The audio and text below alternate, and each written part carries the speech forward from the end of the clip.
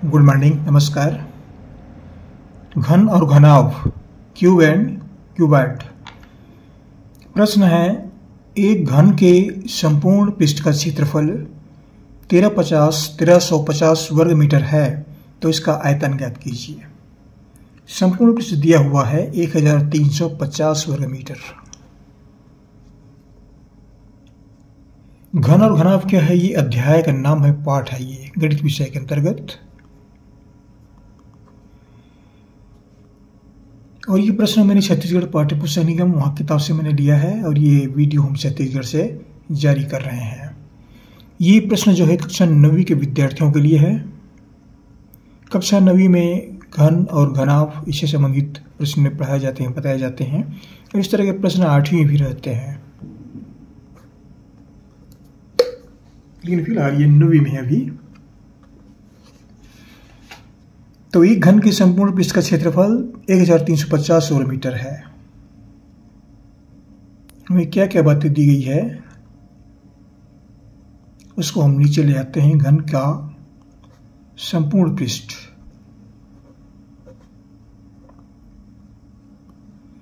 संपूर्ण पृष्ठ क्या है? 1350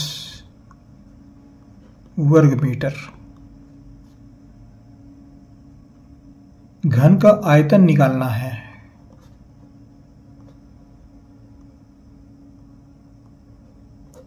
घन का आयतन ज्ञात करना है।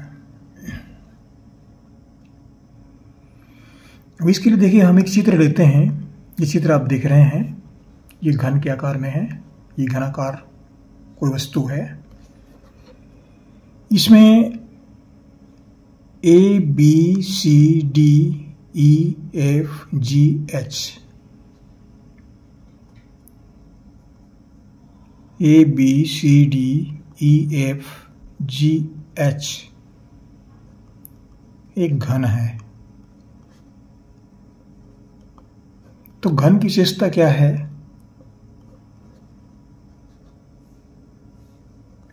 प्रत्येक भुजा की लंबाई बराबर होती है।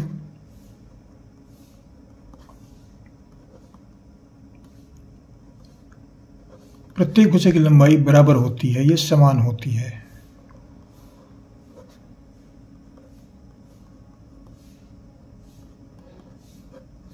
एक भुजा की लंबाई दी गई तो सभी भुजाओं की लंबाई उतनी ही होंगे। दूसरा है, घन में घन के कुल फलक, उसमें कुल कितने फलक होते हैं? तो उसमें होते हैं 6 फलक। तीसरा है, घन के कुल शीर्ष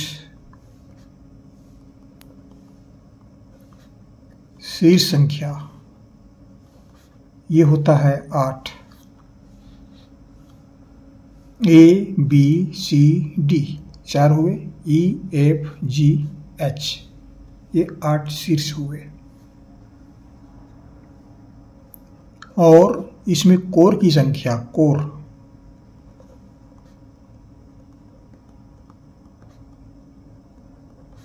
ये होती है 12।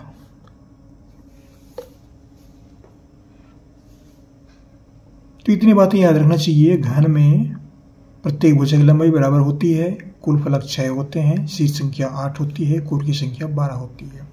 ये बातें हम इसलिए बता रहे हैं क्योंकि परीक्षा में प्रायः 1-2 नंबर के प्रश्न पूछते हैं। कुल फलक कितने होते हैं, कुल शीर्ष कितने होते हैं, कोर कितने होते हैं, कोई एक प्रश्न पूछ देते हैं, 1-2 नंबर का आ जाता है ये, इसलिए ये सब हम बता रहे हैं। तो ये घन का चित्र है। अब हमें निकालना है आयतन। संपूर्ण पृष्ठ हमें दिया गया है।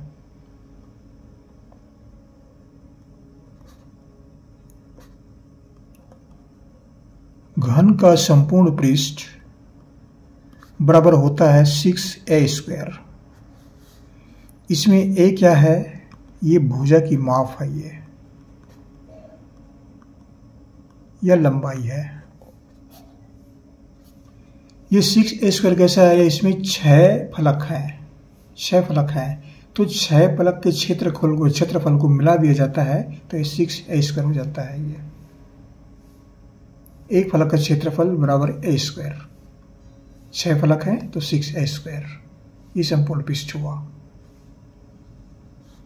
ये हमको दिया गया है संपूर्ण पृष्ठ बराबर 1350 बराबर 6a स्क्वायर। अब ए स्क्वायर का मान होगा 1350 बटा 6। ये 2 से भी कट जाएगा, 3 से भी कट जाएगा और 6 से भी कट जाएगा।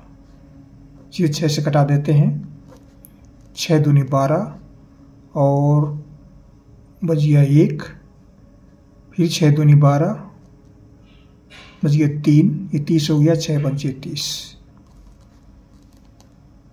ए स्क्वायर इक्वल टू 225।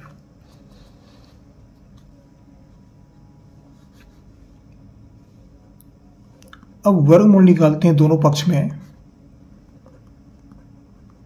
तो ए स्क्वायर का वर्गमूल ए आएगा और 225 का वर्गमूल किसको निकालेंगे? 225 का वर्गमूल जो है वह 15 गुणित 15 को 15 से गुणा करेंगे तो ये 225 जाता है। 15 75 का 5, 86 लाया 7, 15 के 15 7 22, 15 गुणित 15। अब यहाँ पर ए का मान जो है वह 15 मीटर होता है। ये भुजा की माप हुई। अब यहां पर क्या निकालना है? घन का आयतन।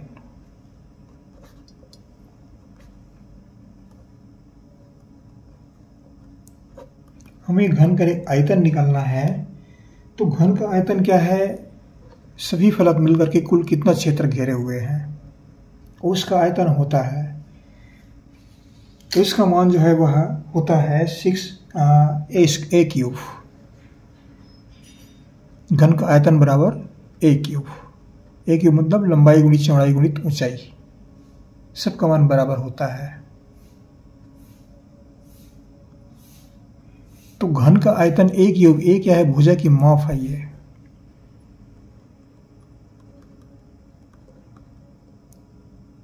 माप या लंबाई बराबर a। और ये हमको क्या प्राप्त हुआ है? भुजा की माप बराबर 15 मीटर ये प्राप्त हुआ है। तो इसका मान रख देंगे हम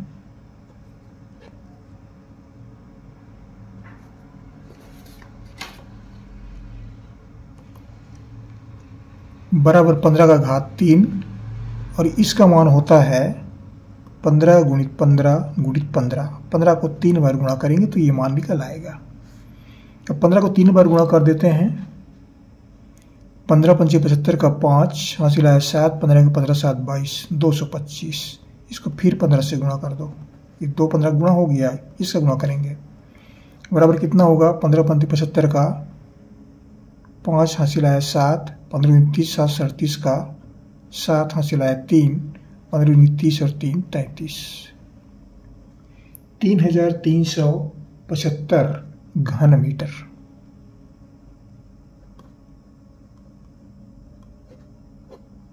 ये घन का आयतन है।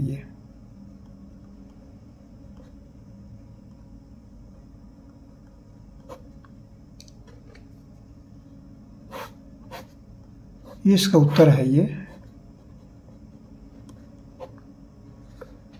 तो इस तरह से घन का आयतन निकाल सकते हैं। अगर एक भुजा की माप दी गई है तो उसका आयतन जो आसानी से निकाला जा सकता है। अब यहाँ पर 15 में क्या आया? तो इसमें प्रत्येक भुजा की माप जो है वह 15 मीटर है। ये भी 15 है, ये भी 15 है, ये 15 है, सब 15 है, सब भुजाएं 15 है ये। तो घन का तात्पर्य क्या हुआ? ऐसी आकृति जिसकी सभी भुजाओं की माप बराबर हो या लंबाई चौड़ाई ऊंचाई तीनों बराबर हो, वह घन कहलाता है। कभी कभी घन की परिभाषा पूछते हैं।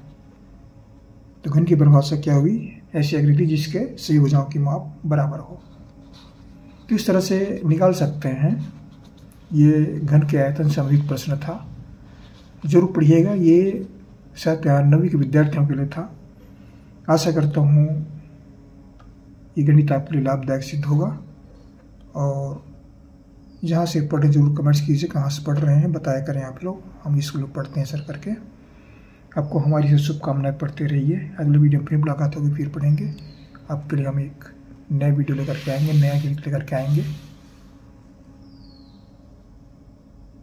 Thank you.